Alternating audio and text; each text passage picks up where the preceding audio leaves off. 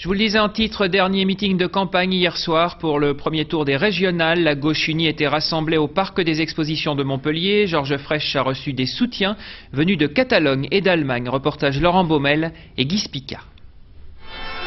Ultime rendez-vous avant le 21 mars, le grand meeting de la gauche a dû combler d'aise ses organisateurs. Un hall du Parc des Expos rempli jusqu'à la gueule, une ambiance des grands soirs et un plateau d'invités des plus éclectiques. Très appréciés, les messages de soutien de la liste Union Toute, en particulier les époux Aubrac. Ou encore le handballeur montpelliérain Greg Anctil, pour ne citer que. Très applaudi également les interventions de professionnels, en particulier celle d'un RMiste très émouvant hier soir.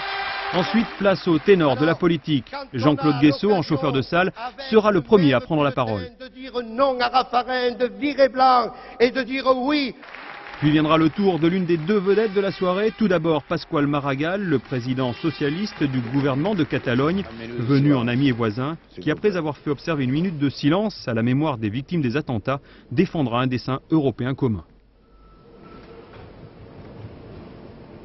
Il faut redonner à la Méditerranée sa place dans le monde et nous le ferons. Un espace privilégié de dialogue, de défense des droits de l'homme et en particulier des droits de la femme, des libertés démocratiques, de la bonne gouvernance et de notre patrimoine historique, culturel et naturel commun.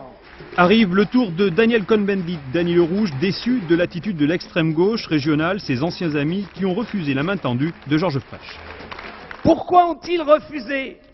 Parce qu'à partir du moment où ils mettent la main dans l'engrenage de la raison politique, ils s'aperçoivent de l'irrationnel et de la non-raison de la stratégie qui fait que c'est une stratégie au profit de la droite.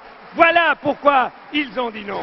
Une succession de témoignages qui aura galvanisé un peu plus le leader d'Union Toute, chargé de conclure ce dernier grand rendez-vous de campagne avant le scrutin de dimanche prochain.